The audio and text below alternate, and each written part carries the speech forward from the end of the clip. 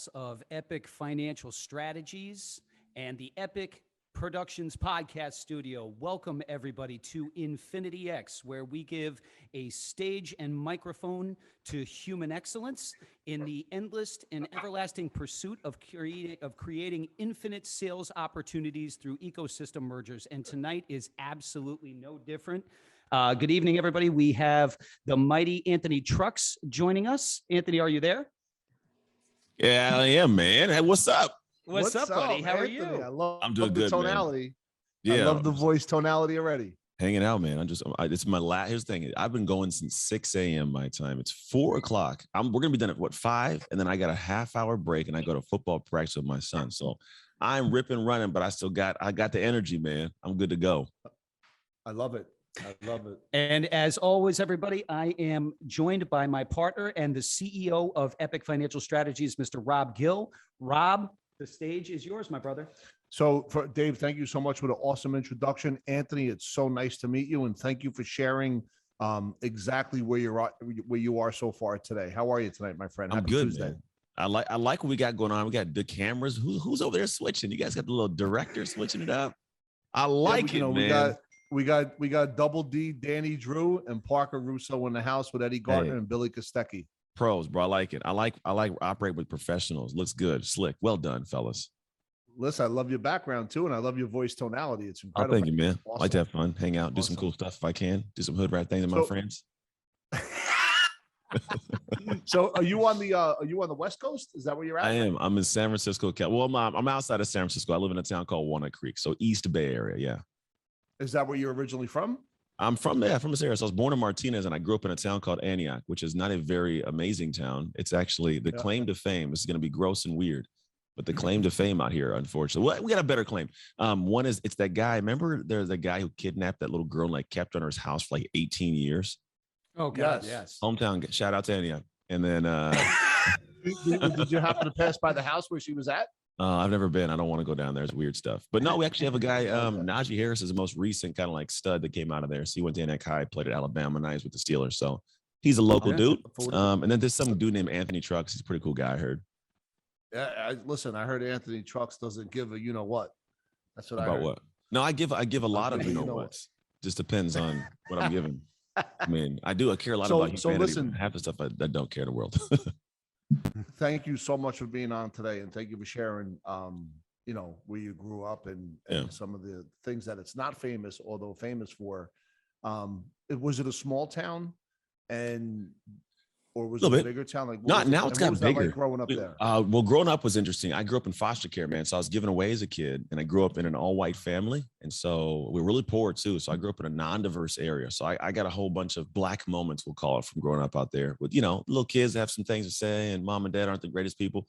So it was a very interesting childhood for me growing up. However, it's one of those things where, like with anything we do in life, there's actually a benefit if you look for it. So in hindsight, while I did not like a lot of it, I do appreciate it immensely because it created a different guy. Like I got a whole bunch of weird jokes, and I got a different kind of human strength that most people won't garner for a lot of time just in life. And so, I appreciate it.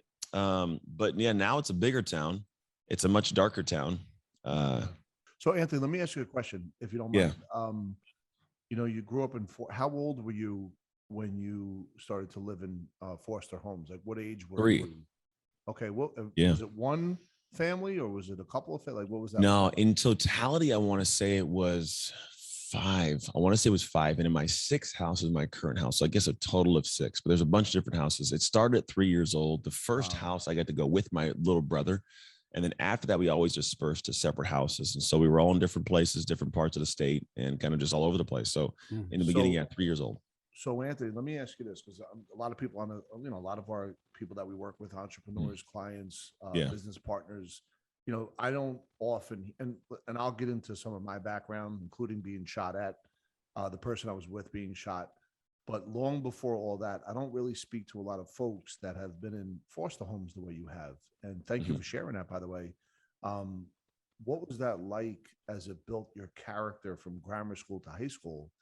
And also, the pain of not being with your brother all the time. Well, I had 2 sisters too, man.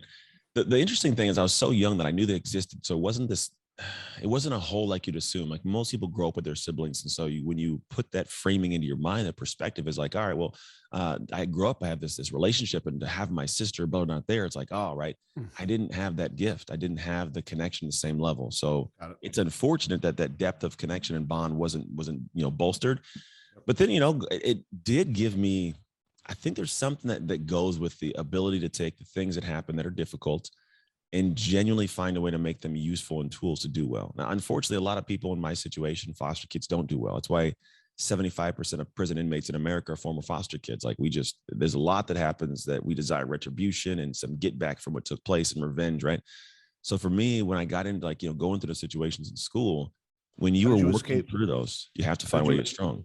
How did you escape some of those temptations? I don't know if you escape them. I didn't completely. You know what it is, to be honest. So whenever I was a kid in high school, like I got in trouble. I got arrested for breaking into cars because I was with the wrong people doing dumb kid stuff at night. Like you just, you don't fully escape it until you find something else that you can anchor yourself to. I think the biggest issue we have in society when people are trying to leave a place that they're currently at is that we're trying to go out. It's kind of like you've already built a house you live in, right? This person, this identity, this life you're living.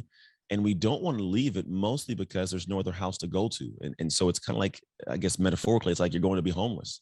You're going to leave this position, this group of people. And right. So the idea is when you want to get somewhere new, you build something new so you can go live in that house, that identity, that life.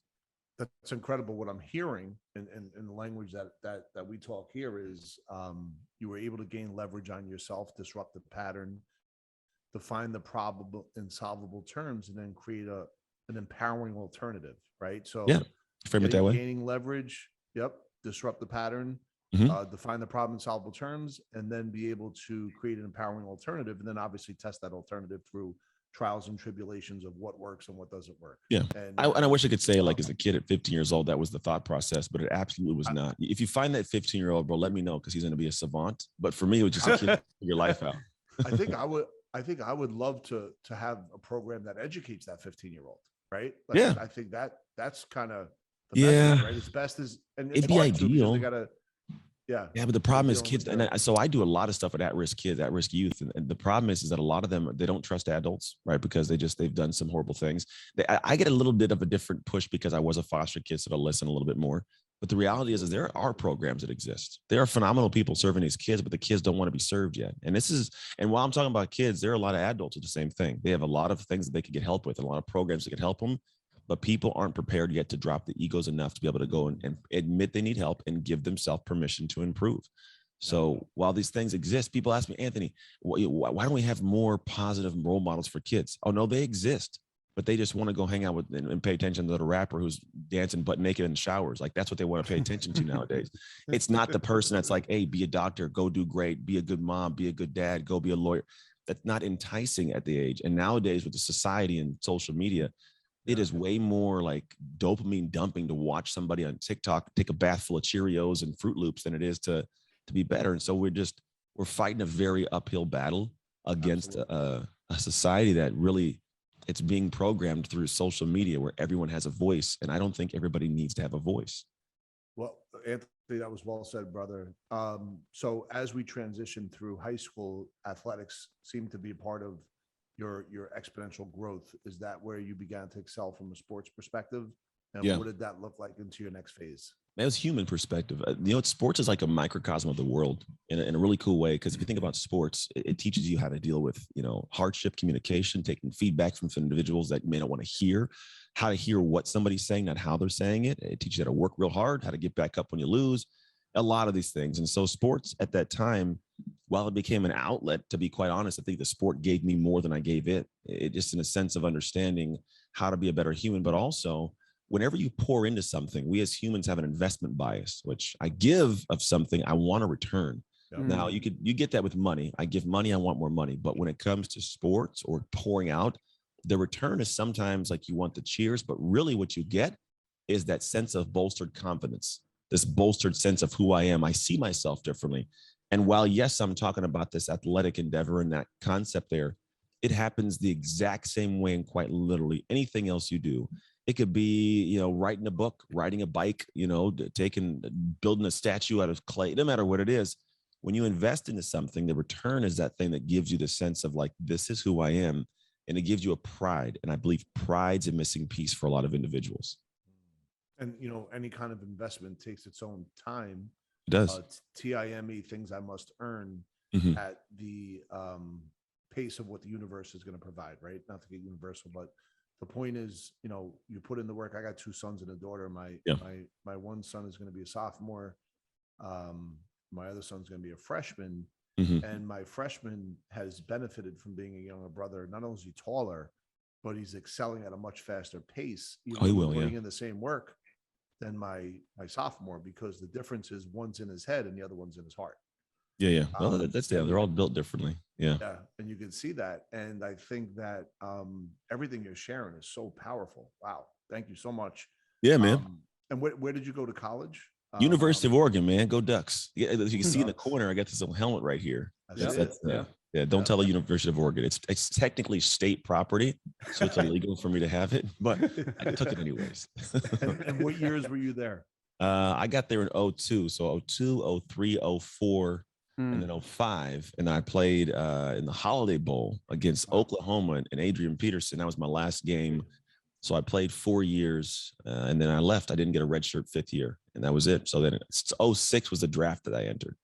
And what happened? What happened there? I did not get drafted. I was a priority free agent with the Buccaneers. So I got signed with them like 5 minutes after the draft closed. Yeah. And how long was that? Like, what did I got hurt? Well, I got cut. I didn't get hurt that year. I got hurt later on, but I got cut. If I want to say last cuts, I was one of the last 8 guys to get cut in 2006. And then I got signed week 13 of that same year with the Washington Redskins, now the Washington football team. Yeah.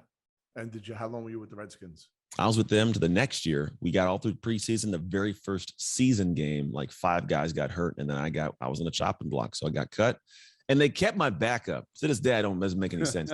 They cut me and kept the dude that was backing me up. Super weird. And then week 9, I got picked up by the Steelers. 07, by the way, 2007. Whatever it's worth, Steelers are my favorite team growing up. Oh, I'm glad. Yeah, that works. I mean, of all the teams I played for, it's my favorite. It's kind of that thing where, like, you know, say you I don't know, say you work for like McDonald's, it's like, go Wendy's. You're like, bro, I don't care. Wait, what year were you on the Steelers? Was it? I was with there 07 into 08, the first preseason. You won a Super Bowl team. I was. Thank you for rubbing that in, because I got hurt the first preseason game, tore my shoulder, and I had a choice. They're like, you want to stay around or you want to go home? So I was like, oh, bro, cut me a check, send me home. And then they win a Super Bowl. I was at the AFC Championship game that year. Yeah, I wasn't. I was watching it somewhere. I was there, brother. 7th row, and it was freezing. It was in Pittsburgh. Hey, but they won. Hey, yes. they kept winning some games. Ain't nothing wrong with that. They are good people, though. To be quite honest, a good team, good coaching, good. There was a good squad. There's a reason that they won. It wasn't by accident.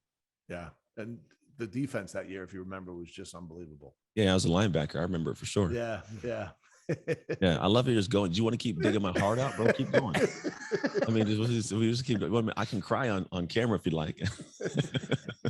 So, incredible journey. And what are you up to now? Like, what is all those experience? What has it led to? I see that, you know, you have your own, studio there. It looks amazing. Yeah. What are the many things that you're doing to make the world a better place? Because I helped my wife fix toilets at her business. My kids, I tote them around. I'm a dad. I'm joking. Here's the thing. You gotta be in a loose mood. Everybody's here hanging out. It's like we're all hanging out, like drinking a cup of coffee. Right? This is just Anthony, and I'm gonna stop playing around. It's part of my personality. I'm sorry. I like Anthony. I'm good. Hey, I'm good with Anthony too. I like that dude. But no, at the core of me, I'm a dad and husband, to be quite honest. Like I'm in season of dad. The things that I do, in my opinion, are wrapped around how can I be a father first and a husband first, a man of God first. And the business stuff takes care of itself. However, the only way I can show up thoroughly there and like be fulfilled and do all the stuff I do is if I'm serving at a level that allows my heart to feel like I'm pouring out but getting filled up. So now in my world, I take all the craziness of life and I say, hey, what did I learn in that? What can I share that inspires, right? But inspiration is an interesting piece, because I think inspiration, it fails to do the job it's supposed to an extent. A lot of people come on like, hey, here's a cool story. You go, oh, I feel inspired, right? Yeah. And then people walk away and then it's gone. And then like, I didn't do the true service of here is how you take that and apply that to do something cool with it. So what I started doing was like creating process. So like while I'm a football guy and like I may be like borderline lost as a jock, I spent a lot of time learning and understanding how to teach, understanding concept and process so that I could go and say, hey, here's what I did in my life.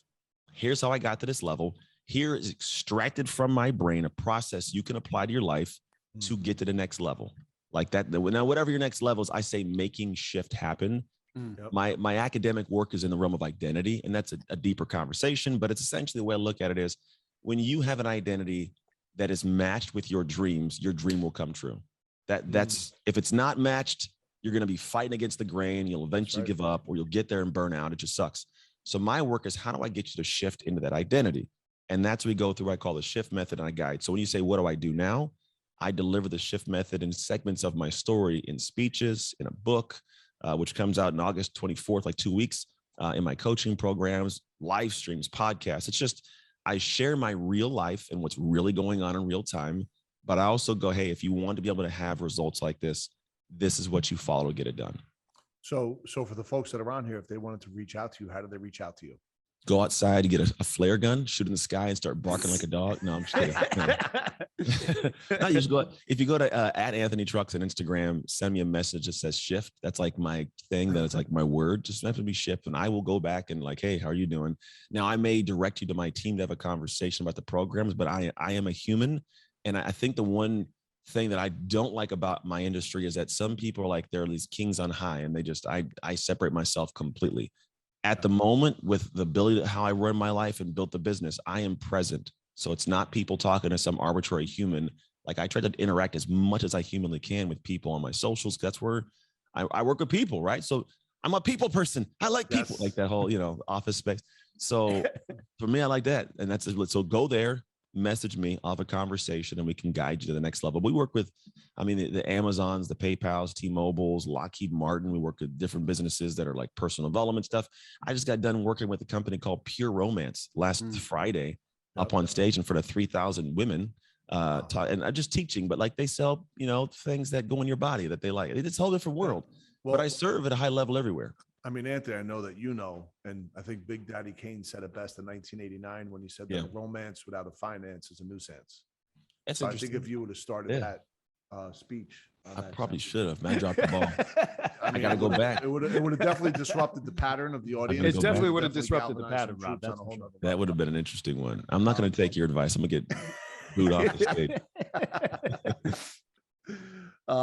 So what does it look like for you? Why are you doing all this, 5 or 10 years from now? And by the way, for me, I'm thinking, wow, what a tremendous story heretofore, right? Between the journey of grammar school, high school, college, really, going to different teams and overcoming what you had to overcome. Did all that match your blueprint and life condition? Absolutely. Right now, I think right now you're living in your best life is what I'm hearing. Yeah, I love my life right now, but I broke it first. I absolutely broke my life. As much as like football is like, it was cool. And most people go like, I went like from like football to like here. It was like, no, I went from like football to way down here.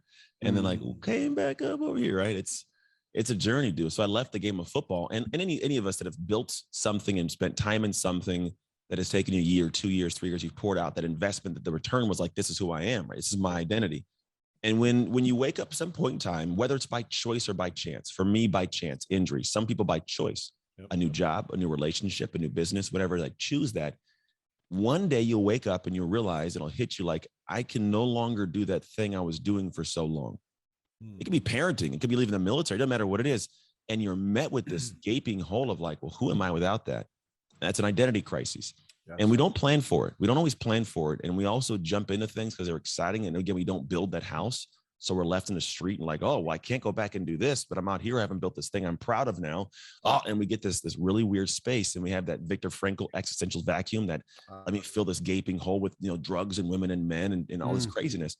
Well, the reality is like, I went through that journey of crazy. Like I came out of the game and I lost the game. And then I was married, had 3 kids, and I wasn't a good husband, wasn't a good father. Marriage fell apart. I was out of shape, couldn't do football. It just all of it. So everything that made me was gone.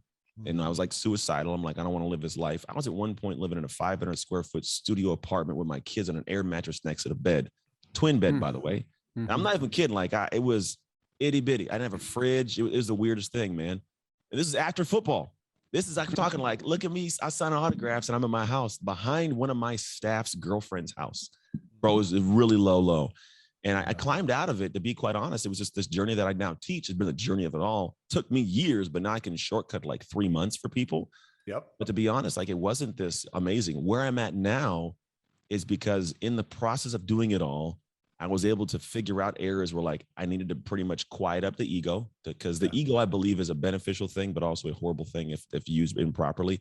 Because the ego, I say, is EGO, everyone's greatest obstacle, but also everyone's greatest opportunity. Because the ego will protect whatever identity it has in place. When I was a football player, it protected that identity. Get to the weight room, read your playbook, eat your food, that protected it, right? But again, it protects whatever's there, just no matter what it is. So at the time after football, I got this. I played in the NFL. You can't tell me nothing. I'm great. And it protected that. Yeah. The reality was, until I could pull that back and go, dude, you suck as a husband, as a father. You're the common denominator in all your problems, Ant. Well, I could do that. I never gave myself permission to improve. Did anybody help you get there? Like, did anyone help you get to that jumping off point? I'll say yes and no. Okay. Yes, because a lot of people supported me, but I'll say no, because no one got through for a while. Yeah. I unfortunately did what most people have to do. And we get to the bottom because we don't let anybody help us.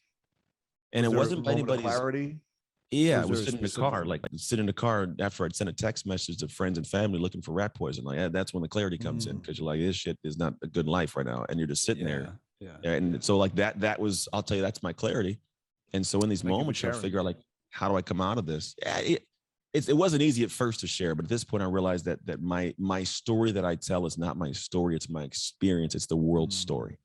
So when I tell these things, I give them out in a sense of like, look, people look at me and go, this dude's he's got his wife and his family and his business. And like, bro, it was a journey.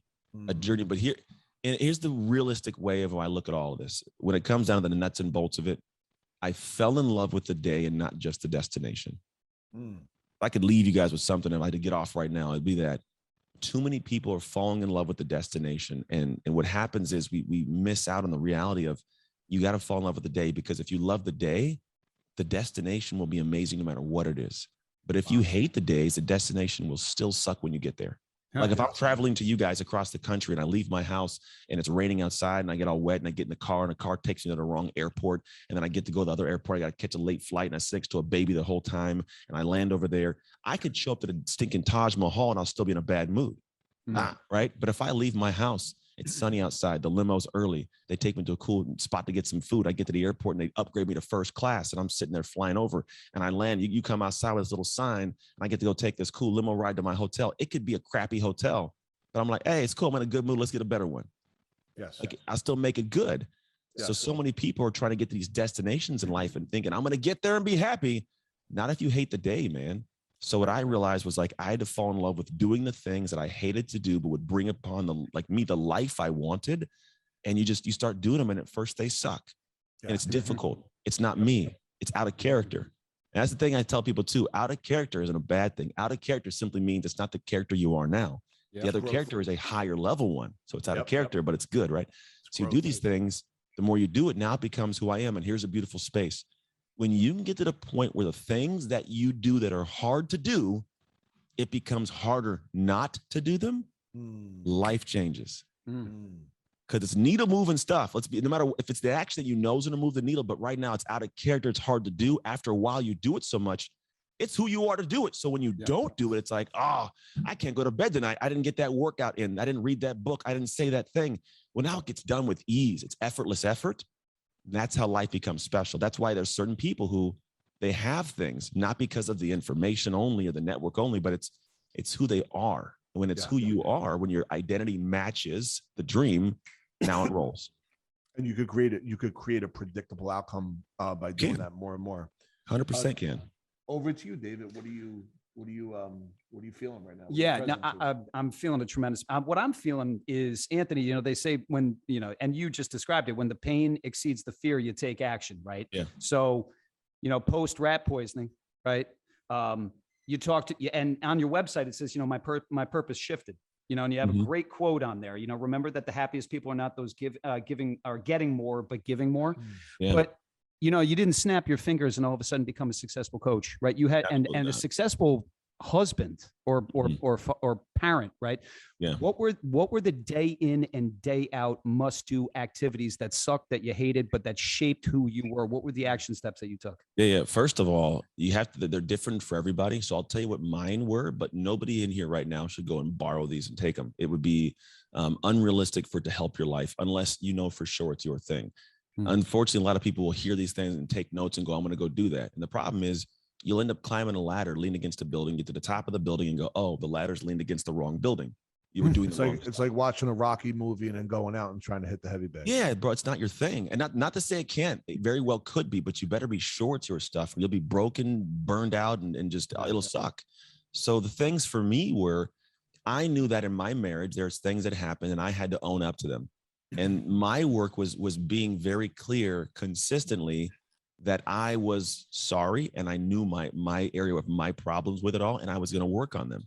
So here's the thing: whenever you want to change, no one wants you to change, even if they want you to change. True. Let me say this again, in case you guys missed this. I heard it. You know what I'm saying? People want you to change. They don't want you to change. They really don't want you to change. And because it's like you'll pretty much be like, look, I'm sorry, I want to do this. Yes, so whatever. Sure, you want. You know, and that happens, and it's the thing. It pervades. And here's the thing: you have to do it enough for people to go, holy crap, they really are doing this. Like, it almost blows more like this really is, right?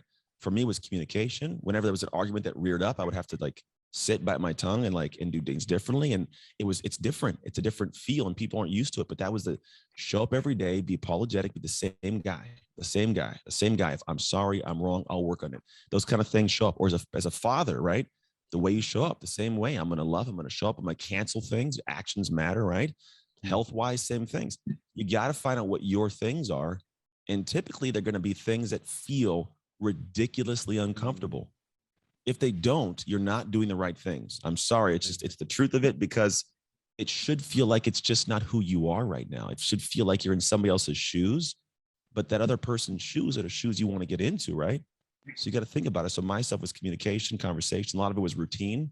I'd lost routine. When I left the NFL, most people don't realize, like, the NFL or college sports or any sport really, every day of your life is like organized. Yeah. They tell you what to do, how to show up, what workouts to do, when practice is, what's happening during practice, when you're going to meet the thing, everything done. Then they drop you on the road and say, go figure your life out, son. Yeah. That's right. Yep. And so I'd lost all routine. And to be honest, a lot of us were routine-based humans. When you have no routine and no certainty for your routine, you start losing faith. And that's why a lot of athletes 5 years after they leave the sport financially struggle, because of exactly what you're talking about. It's part of it for sure. Yeah, no doubt about it. If there's no routine, I don't know what I'm supposed to do today. Like, because we're really good as humans of being in motion. We're happiest in motion. There's some kind of magic in us flowing and doing. Like, people who are like active, they're busy, they're good at being busy. But the problem is when you get busy and you realize like the busy didn't go anywhere, it's like, you get disheartened and it sucks. And so for me, the biggest thing I had to do was find out what is the routine that I need to get to where I can get up and sprint through my life and not even think about is the right thing, but have secure certainty in it. For example, today, I got started at 6 this morning. I have had a 15-minute break from this table since 6 a.m. and it is now 4:29 p.m. Amazing. 10 and a half hours I've been here. I'm not even kidding. I go to the bathroom. I don't got like pecans down here or anything, but I go to the bathroom and I come back. But here's why I can do it. I do it. I'm on still. I'm rocking. I'm rolling. I'm gonna go coach football in a minute. And it's not because of anything more than this day has been structured this way for 3 weeks. It's already been done. So I show up and I trust the plan I created for my routine. I just get going, dude. And I close the day off and I look back at the day and go, hell yeah, I did all the things on the schedule that had to do with my entire life being what I wanted to be, whether it's for health, for business, my marriage, for whatever it is. It's dialed, right? And it takes time to create that. So like my specific thing for me was I had to create a routine and create a discipline system to stay in that. And mine is different from anybody else in the world, but there are ways you can do it. And when you do it, you get to here. Our company mission, like our vision statement, actually, it says to help people get to a limitless state of ridiculous power. And I mean that. Like my clients, the language they say is like, I feel really powerful right now. Like that's what I want. Because all that means is I'm in control. I got control of my day. I got control. I'm doing things today with certainty that'll bring about what I want tomorrow. But when you can create that, like that's where magic happens. Because then you start falling in love with the day. Everything moves smooth and you reach the destinations and they're all so great. And we just keep rolling. And all of a sudden it's like, dude, you pop up. You know, like you ever go to the coffee shop and like, I tell this all the time, you go to the coffee shop and I'm scrolling through I got to work. I'm scrolling through my phone and I'm seeing things. And eventually I'm like, I got to work. And I go to my computer and I start focusing. And the first 5 minutes, it's like difficult. 10 minutes in, it's difficult. But then after a while, I pop up and go, where'd the last 2 hours go? Yeah. You know? And it's like, oh, all of a sudden I got into this flow. It's smooth, right? When you start doing the things I'm talking about, what happens is the first day, 2 days are like that. First week, kind of like that. 2 weeks in, it starts to kind of disappear. Like it flows. All of a sudden you pop up 3 months later, 6 months. It's like, what in the world? I got less body fat. I'm in shape. My marriage is good. My business is running smooth because you had it prepped, primed, and you were in that flow of just loving the day. And when you can get to the groove of that, man, it's smooth. And then we get out of the realm. I think we have a problem with society wise is we have all this. I think we're in an epidemic of shelf esteem. Buy things, like put them on the shelf and I feel good. A bunch of information, but none of it's truly applied. Yeah. And the problem is no one knows how to put it in because they have no routines, no system, nothing in place. And for me, that was my thing too. Bought the books, the courses, all that kind of stuff. But I could not find a way to make it show up in my life and give me the result I wanted. And that's why I found out it wasn't a matter of what I knew. It was who I was with what I knew. Because there were moments in time where I'd get to like, I got to get this done. And I would be like, I'd scroll on my phone or I would go and do stuff. I'd make an excuse of whatever was going on. And then I now ask this question to my clients and I asked of myself. And the question was, would the person who has everything I have and I want in my life right now, would they make the same excuse or stop right now? Anthony, how did you learn to go from why is this happening to me questions to how can I get better? What can I learn from this? How can I have fun during this process? How did you learn how to, because, you know, obviously turning shoulds into musts. I'm hearing a lot of that. Otherwise you'll should all over yourself. Asking some powerful primary questions and you're saying it out loud and it's in your nervous system, which creates that power that you're talking about, which I think is incredible. And I'm thoroughly enjoying this conversation. What is it about your makeup and how do you understand to ask? Because our brains are like Google, whatever we ask it, it's going to show up. If we say, hey, Rob, why are you such a failure? It's going to point out all the different times in my life that I was a failure instead of, hey, Rob, show me all the different things that you did that were successful and apply it to this situation. Then I could stack and build on that. So these are stuff that I have to work on because listen, every day we have 60,000 thoughts. And unless we're going to address those thoughts to our subconscious, you know, we're doomed to repeat those thoughts because it can go back 2 billion years because we have a 2 million year old brain. For you, I'm hearing a lot of phenomenal primary questions. Can you talk a little bit about, you know how to ask yourself the right kind of question? Yeah, that's actually the wrong question.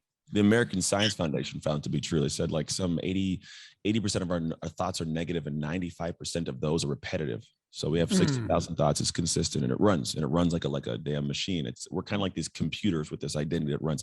But what I looked at, and this is actually a codified framework that you can, I tell you guys right now, anybody who's here, feel free to write it down. And this is how I genuinely look at my life. We have a process where we look at failure incorrectly. And a lot of us have things we do, and you mentioned failure, and failure becomes this thing where we've heard it before. Failure should be fuel and go fail often, but I don't think anybody like broke it down. So I was like, let me go research and figure something out. And I found out this really simple way of looking at it. And think of it like there's 6 stacks, 6 different blocks, right?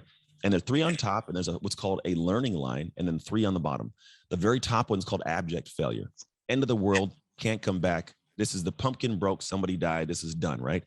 Below that's called structural failure. Very big failure, but it can be fixed, but it'd be really, really, really hard. Glorious failure. This thing is busted. I don't even want to deal with it. I'm gonna smoke a stove and I'm gonna walk away. Now, these 3 right here, when most people experience them, it hurts so bad emotionally, I don't want to face it again. I got divorced. I don't want to deal with that. I'm just gonna leave it. I don't want to think about it because when you do think about it, it hurts, right? Yep. So what do we end up doing? We keep dating the same kind of person with a different name. Because we don't learn a lesson, right? So it keeps the same thing, stupid cycle going over and over and over again. That's called the learning line, right above the learning line. This stuff I don't typically learn from because I don't face it. Now we got below the learning line. This is where you start asking, like, where do you get the questions? How do you figure it out? This is exactly how. Below the learning line, you have what's called the very top one. It's called common failure. That's why the sorry was created. My bad. I won't let her do it again. Because sorry means I apologize, not happening again. Below that's called version failure. This version broke down. It sucked. What can I do to make version 2.0, 3.0? It's why the iPhone 11 works, 12, 13, it'll be 75,000, right? Because every version they got better. They didn't say, scratch the iPhone, it sucks. I'm going to go version 2.0 from what I learned. The bottom one where I like to live, it's called predicted failure, which means I go into this predicting something to go wrong. And when it goes wrong, I'm going to look at what's wrong with it. When I played sports, every day I went to practice, I knew I was going to get yelled at. It's predicted failure. Like I could pretty much be like, I'm going to go out here. I'm damn good, but I know I'm going to get yelled at for something, right? What happens in life is we take things that should be predicted or version or common, and we shoot it up to abject failure or structural failure or glorious failure. The business busted and broke down. I suck as a business person, right? My marriage fell apart. I'm not lovable anymore. No, that version of you sucked. Business is predictable failure. It's going to fail at some point. Fix it when it does.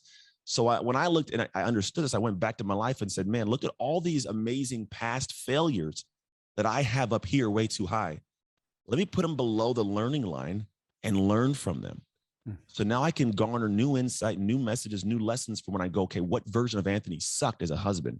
What version of him was not so great as a business owner? Where was he showing up in maybe in his health, right? Because every day you can go out there and eat a candy bar, right? It's predictable. I'm gonna eat something that's nasty most of the day. So it's just all these weird things. And when you do that, you can go, oh, damn, look at all this fuel I now have to move forward. And not only that, I can press forward towards something new to be a new guy. And I'm not married to the outcome. My identity isn't rooted in the outcome. It's rooted in the effort of the version improvement, of the predictability improvement. So now that I'm the guy that's like, you know what, I'm gonna try this thing. And if I fail, I'm not the failure. Cool. I'm the guy that tried, man. You didn't try. Hey, I tried, bro. I did the best I could. Now I can show up differently every single day and do things, enjoy. And even if it on paper failed, it's like, yeah, but look, I got a lesson. Let's try version 3,125. You know, we just keep going. Constant, never-ending improvement. Dave, what do you think, brother? I'm absolutely blown away. Predicted failure, common failure version. Anthony, when did you realize that these steps that you were putting in and these shifts and in patterns that you were putting in, when did you realize that you could monetize it? When did you realize that you could take it and turn it into a business and formate a business? Yeah. April 2000, April, May, June. I think it was June 2014. I walked into an event called Experts Academy with Brendan Burchard. I had no idea any of this stuff actually worked, by the way. It existed at all. Like I was this gym owner, former NFL athlete. And I walk in this room, everybody's like talking about their stories and hugging each other and high five. And I'm like, creepy weirdos. And next thing you know, like 2 days in, I'm hugging and high fiving like the creepy weirdos, you know, like, yeah. And to be quite honest, what it was the first time that I'd actually had somebody, reveal to me the fact that the things we'd experienced, if you could understand why they happened, how they happened, you could bring benefit to other people's lives. That's when it kind of clicked. I was like, man, there is something to the purpose of all the crazy I've experienced in life that if I can take it and simplify it and understand it differently, I could then find a way to teach it and have people like utilize it and apply it to their lives. And so for me, that merged with the odd skill set that I have to speak. I was always a kid that got in trouble for talking every day in school. Like I'm talking always in trouble for stuff. And so it turned into like, I have this weird thing I've been doing of talking for so many years. And in football, it's always talking, you're just bantering back and forth. Yeah. And now I had like, well, shoot, I know this story intimately. I know the experience. It was hard to share it, but the more I shared it, the more I could the most important thing I can do is there are people out here with phenomenal lessons, and people, if you could take it and apply it, it'd be great, but it never will work for someone if they don't connect to your heart of humanity. So like, if I don't share my entire heart as a human, people are going to be like, oh, it's just some NFL guy that, he's just saying some things that sound good. He saw somebody else. I'm like, no, bro, listen, I legit, I didn't want to be here anymore. My marriage fell apart. I was a horrible dad. Like, oh, this is real life, right? Yeah. These moments, then you're like, oh, I actually see this guy has a heart. So the things that he's saying, I can listen to. So part of it was like, I could give you what I wanted to give you, but I had to give you more than I wanted to give you, if that makes sense. Yes. I couldn't give this without first giving this. And that was the hard part for me and what I do now. But now that I do it, it's not, I would never say it's easy, but it's more normalized. Because when I do go back and emotionally have to tuck into it, because you'll hear me say things and blaze by them real quick. When I got to stop and stay there for a minute, bro, it sucks. Like I feel it. So I'll say things quickly and move past it if you notice. But like on a stage or somewhere, I'm really going in. Like I I will hold and it hurts. But the only way I'm going to get them to hear the things I need them to hear and have it resonate is if I allow them to meet me there. Yeah. Unpacking it. How's your relationship with your siblings, today? They're all different. your different journeys. Yeah, I'm one of 11 spread out between all of them. On my dad's side, my biological dad's side, I have an older sister, younger brother. I don't really talk to him much, but if I saw him, we'd have dinner and hang out. It wouldn't be a problem. My biological half siblings, I have two sisters, one brother. We're good standing. We talk. We have, just there's each one of them has some different things going on in life, but it's like I didn't grow up with them. So I don't have, it sucks. I don't have that same deep connection, but I love them. Like I would take a bullet for them, right? But then I have like the family I grew up with, very dysfunctional. My older brother's Mexican guy. My other siblings are all white, like legit. Like my dad looks like Homer in real life. It's just, it's just my life. It's very awkward. But at the same time. So is that where you go for Thanksgiving and Christmas dinners? Is that all that stuff, man? Is that where the barbecues are? Is where the barbecue's at. And but funny thing is my dad, he married a black woman. So people are like, oh, your mom? I'm like, no, it's not my mom. Like my mom passed away. My adoptive mom passed away. He remarried a black woman. And so they're like, oh, it makes sense. I'm like, no, it doesn't. But I guess so. It makes it feel better. But no, it's just different, man. And then my siblings, since my mom passed away, we've been much closer in the sense of, yeah, thank you. Just being able to kind of keep it going. My sister, Vanessa, she's really good at being the glue. She's in Richmond, Virginia, and does her thing with her husband out there. And which is cool. Like we do, every other Sunday we do like a Zoom meeting, hop on and catch up. My brother's over in Germany, one sister's in Texas, and it's just they're everywhere. But yeah, man, I'm a family man. The core of me, though, I'm not gonna lie, the one dynamic of my humanity that's very weird is like out of sight, out of mind. I will sit here and I will think about you, and I will love you in my heart, but it doesn't click to reach out. And I'm aware of it, and I don't reach out. It's odd. But my family, when you're here, like you're all that matters when you're here. So like my family, man, I have this deep connection to humans, but I do with everybody. I have a lot of acquaintances in business that I meet, and when you're here, oh, I love you. How you doing? And then I won't talk to you for like 3 years, not because I don't love you, but I just didn't think of you.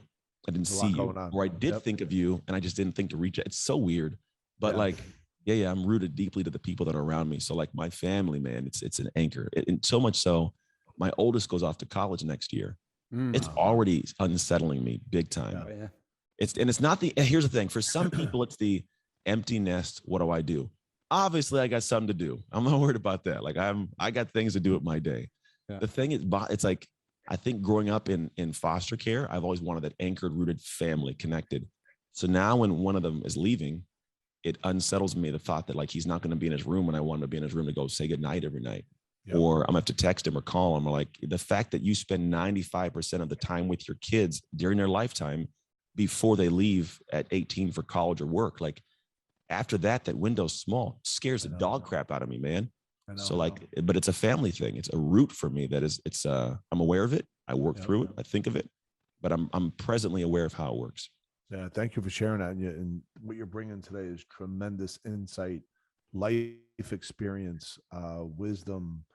I love what you talked about on how to really view challenges, not the word failure, but there's different layers and levels of challenges. And when people put themselves into the situation of, I missed a jump shot, the world's going to end. I'm just going to use that analogy. That's not the right way to do it. Versus, hey, I missed a jump shot. Maybe if I got my elbow in and I bent my knees a little bit more, I wouldn't have hit the front of the rim, right? Exactly. And kind of focusing on the micro distinctions. And I think for myself and Dave, we're part of a company called Epic Financial Strategies. That's who we are. We have our own independent RIA as well as a insurance division. And we got with a couple of guys, one guy in particular, Sean Callaghy, founder of Unblinded. I met him through and after the Tony Robbins ecosystem. And Sean has created what he calls, or what it's called, is a formula of predictable outcomes in sales. But you can really apply it to anything in life. And this formula has taken us from 8 to over 700 as a group, new sales meetings a month. And to your point, our team, we have customized planning for each and every individual that we sit down with. So it's not like it's a cookie cutter approach, buy term insurance and invest the difference into a 401k. We actually sit down collectively as a group and make sure that when we're talking to individual folks, that there's a full understanding of, what their goals and objectives are, what their core values are. Mm-hmm. Most importantly, Anthony, and this is rampant in our industry, what their relationship with money looks like. Is it scarce? Is it abundant? Why is it Mm-hmm. scarce? How do we dig deep into the generational scarcity that takes place? How do we then dispel the money myths that a lot of folks go through based on misinformation, or to your point, TikTok and scrolling through and seeing the Bitcoins and all the other things that could go up once in a lifetime 3,000%, but then all of a sudden people foolishly using their credit card or their savings to purchase things that doesn't sit and fit with their core values. And one of the things that we did, one of our partners is Chris Crone. He's a I know Chris. Oh, we talked about it. We just had like a conversation, of course. Yeah, I saw his videos well before you even told me about him. It's kind of cool. Mm-hmm. Yeah, he's our partner here, and Chris has he uses a strategy with us where we begin to overfund cash value life insurance policies, have the money build up, and then he takes the money and buys rental real estate, single family homes. Purchased over 4,000 in the last 10 years, has over $1 billion in real estate. I say that because everything you're talking about, there was a system and a structure behind that. And we've kind of adopted that into our planning practice. And what happened is we made Chris a partner. And once you begin to make people partners in ecosystem mergers and create LLC strategies that allow people to own a piece of a company, the revenue share becomes very not only healthy, integrous, and there's an overall strategy of really helping the public to truly understand what money looks like in their relationship with money. Because once their relationship with money changes for the good to make the world a better place, then like everything you're talking about, exponentiality begins to take place, and people begin to live the life that they want to live. Dave, did you want to add anything to that? That I may have missed. Yeah, no, I mean, from a standpoint of partnership and exponential growth, I was curious, Anthony.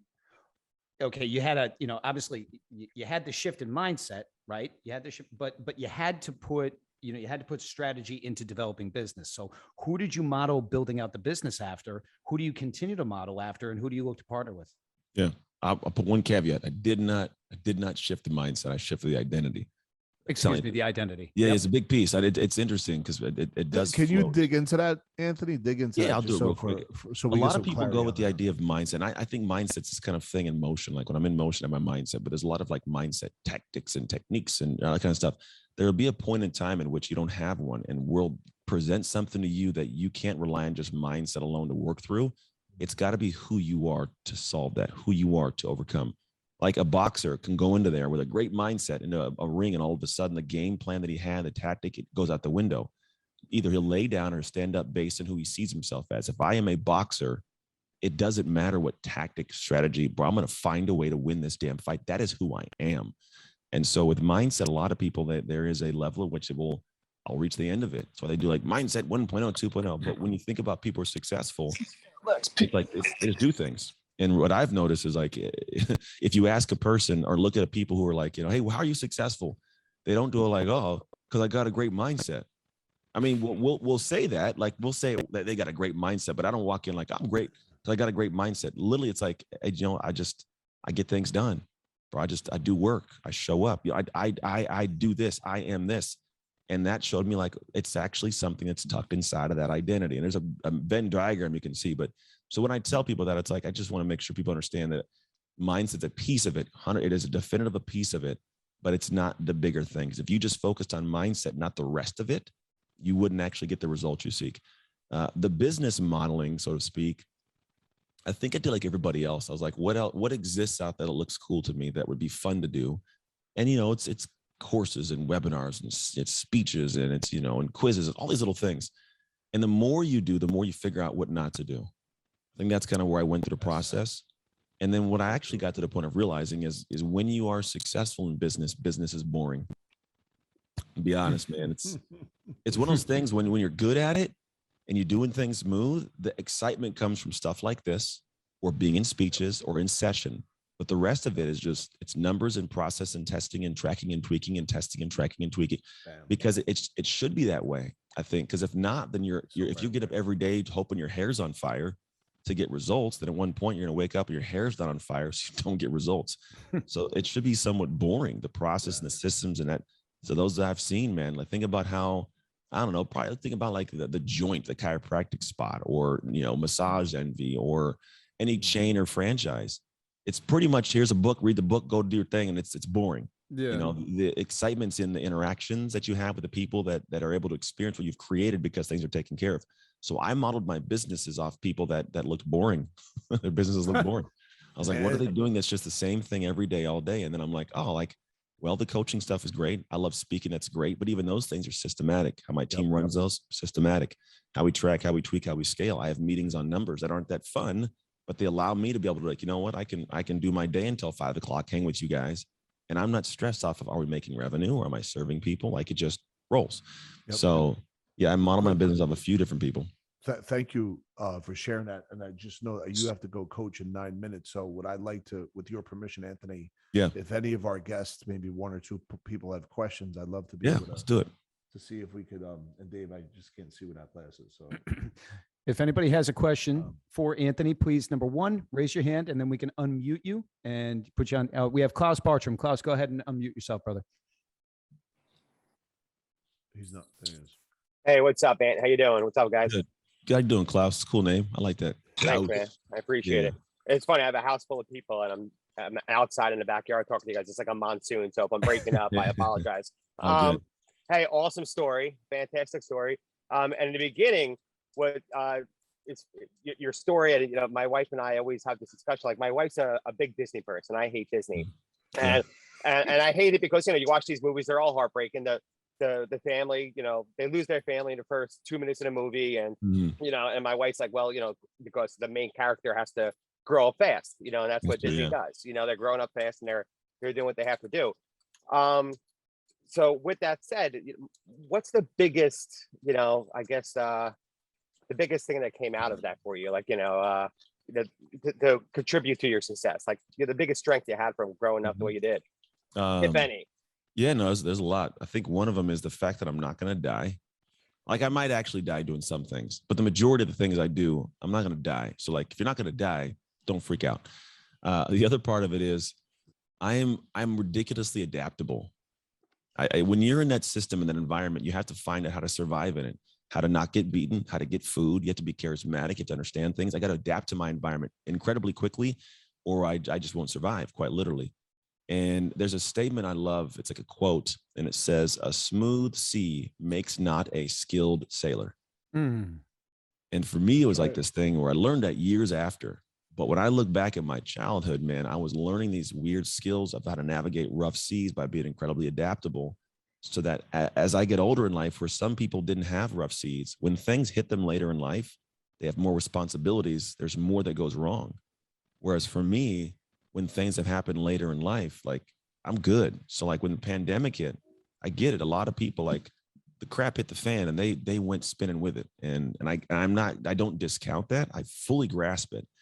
And so what happens, I sit there and I realize, like, that's my asset. That's the one thing that's been great for me is, well, everybody else is like below deck on the ship, holding on to something, hoping it doesn't capsize. I'm on the top of the deck, sipping tea, screaming at the rain, like, let's do it. And it's not this like bravado thing. It's just like, I understand how that emotion feels. When I have it come in, I got a relationship with it. I'm aware of it. I know what it feels like. And I go, okay, I'm not going to listen to you. That gets all scared and quiet. I'm like, hey, I hear you. Why is it coming up? Let me see what's going on. Oh, I see that. All right, hey, shut up for a second. Let me go do this over here. And I go try some things and I play with some things because I realize I'm not going to die and I can adapt to things. And so I step into stuff and I realize this one statement that is powerful to me is, action ends suffering. When we're in these nomadic places and things suck, there's a suffering that comes in. It's this feeling of just pain and disdain, and it's a suffering. The only way I will stop it is through some kind of action. Inaction doesn't stop it. Inaction prolongs it. But if I want to stop it, it may be something I don't feel like doing right now. But that's all that will stop that. That's where adaptability comes in. I have to adapt to it by taking an action in the direction of where I don't feel like going, but I do it because I know I'm not going to die. And then all of a sudden, the suffering ends and I'm good. that's definitely something I learned growing up. Wow, thank you for that. That's awesome. Thanks, man. Good You're luck. welcome. Thank you. Anthony, real quick, talk about the book. The book's coming out on August 24th. It is. Yeah. Just the book. you got it over there. I think I got one floating around. I suppose you're supposed to have this thing like on deck, right? That's what they tell you. Then, like ready to go. I don't know. I'm not. How long did it take you to write it, Anthony? It took me 10 days to write the book. Amazing. But it took me like 3 months to prepare for it. So I'm not gonna lie. So here's the book. What I did is I took the concept of identity and made it clear, and took the process that I teach and put it in the back half. So the first half is concept, second half is action. If you go to identityshiftbook.com and use the code LIVE, after you've bought the book, you'll be able to get the free audiobook afterwards, digital book, and then a workbook. But what I did is my brain works in structure and process. I was like, what do I want in the book? And what I really did the first few months is like, I wrote down slowly, what are the concepts that if I was to explain to somebody identity that I would need to make sure are there? What are the stories I'd want to include from my life to make it make sense? And what are the studies I may want to include? And I just made a list on Evernote. And then at some point I was just talking with somebody about it, and eventually like, hey, I got this guy as a publisher. I'm like, I don't know. And so I went and talked to him, and he's like, it looks like you got the damn thing ready to go. Just write it. So I organized my life in a way. Like, again, my plan is a big piece of my life, man. If I don't have that plan, tell me what to do. I'm all over the place, but I just blocked out stuff. And I said, today is chapter 1. So I would sit down with the structure. I'd organize in what chapter flow, what order. Here's the story. Here's the study. And then I just put headphones in and I just put my head down. In the first 5 minutes, 10 minutes, like I'm not focused. And all of a sudden 5 hours went by. Yeah. And the first chapter is done. And then what I do is I can close the book for the day and move on. Because I run my life in a way to where I'm not like, I don't keep things in my head. Too many people have all the things they got to do floating in their head, not in a planner, not scheduled out. So what happens is, even if I am working on chapter 1, I'm thinking about chapter 2, 3, 4, 5, 6, 7, 8, 9, 10. I'm all over the place. So I can never really focus and get it done. Or same with projects. So like I can organize things and put them in a space to where it's like, I can close this book right now. I can go watch a show on TV with my kids and hang out. And I have zero stress because I know it's going to get done when it's supposed to get done, as long as I do what I'm supposed to do in that day. So that's how I wrote the book, man. I just had it structured, sat down, started typing things out. The book got written. Amazing. I'm looking forward to reading it too, by the way. Yeah. Thank you. Is there any other questions? If there are any other questions, Danny, I can't really see the chat, but if there are any other questions, go ahead and unmute yourself. We have about 2 more minutes for Anthony, and I have one last question for him. Don't see any at this point. So Anthony, my last question for you before I turn it back over to Rob is, when you leave this earth, right? What do you want to be best remembered for? My eyebrows? No, I'm kidding, man. I don't know. They are very. You know what? Nice, Dave just complimented your eyebrows, by the way. That's what you know. That's it. They're just weird. They are weird eyebrows. Like people think, like, do you pluck them? I don't do anything. But he did just compliment your eyebrows. Thank you, dog. That note. I got you, bro. I've had this thought of like, I came into the world, and when I came into the world, I didn't have anybody. My mom didn't want me, so like if I leave the world having done things to people's lives that have them want to see me off. So if I have a really big funeral, I will have done it right in whatever manner, whatever way. If people want to come hang out, by then it'll be like, it's going to be a virtual funeral. You're going to be putting goggles on and hanging out, and it's going to be weird if you think about it.